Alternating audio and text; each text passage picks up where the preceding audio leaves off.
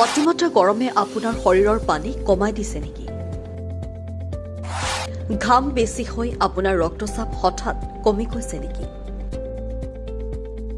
মূৰ ঘূৰণি বা চকুৰে ধোঁৱা ধোঁৱা দেখা আৰম্ভ হৈছে নেকি?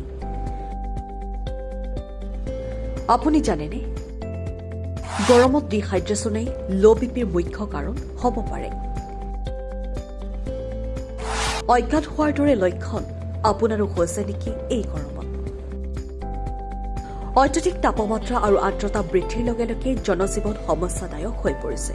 এনে অস্বস্তিকৰ পৰিস্থিতিত বহুতেই নিম্ন ৰক্তচাপ বা হাইপাৰ টেনশ্যনৰ সমস্যাত ভুগিছে। ৰক্তচাপ হঠাৎ 90-60 mmHgৰ তলত নামি আহিলে ইয়াক নিম্ন ৰক্তচাপ বা ল' ব্লাড প্ৰেছাৰ হোৱা বুলি কোৱা হয়। চিকিৎসকৰ মতে অতিপাত গৰমত সাধাৰণ মানুহৰ মাজত ৰক্তচাপ হ্ৰাস পোৱাৰ প্ৰৱণতা উদ্বেগজনকভাৱে বৃদ্ধি পায়। গৰমত ৰক্তচাপ কমাৰ কাৰণ আৰু প্ৰভাৱ। অতিৰিক্ত গৰমত বজাই ৰাখিবলৈ প্ৰচুৰ ঘাম হয়।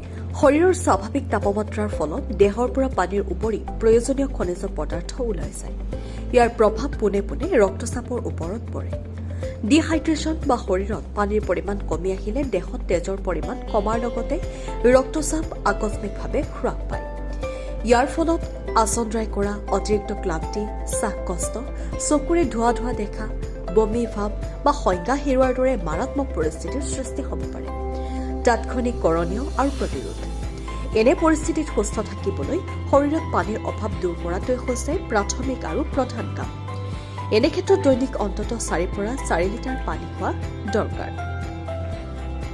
সাধাৰণ পানীৰ উপৰি নিমখ, চেনি মিহলোৱা পানী, ORS বা নেমু পানী খালে দ্ৰুত শাৰীৰিক স্থিতিশীলতা উভতি আহে। চিকিৎসকৰ মতে এনে সমস্যাত গধুৰ খাদ্যৰ সলনি সহজে হজম হোৱা খাদ্য খোৱা উচিত আৰু একেলগে খোৱাৰ সলনি অলপ অলপকৈ বাৰে বাৰে খোৱাৰ অভ্যাস কৰিব লাগে। তদুপৰি একান্ত প্ৰয়োজন নহ'লে অত্যাধিক ৰ'দত ঘৰৰ বাহিৰলৈ নোলাই পানী গ্ৰহণৰ মাধ্যমেৰে শাৰীৰিক বিপদৰ পৰা নিজকে আঁতৰাই ৰাখক। News desk report, NDTV।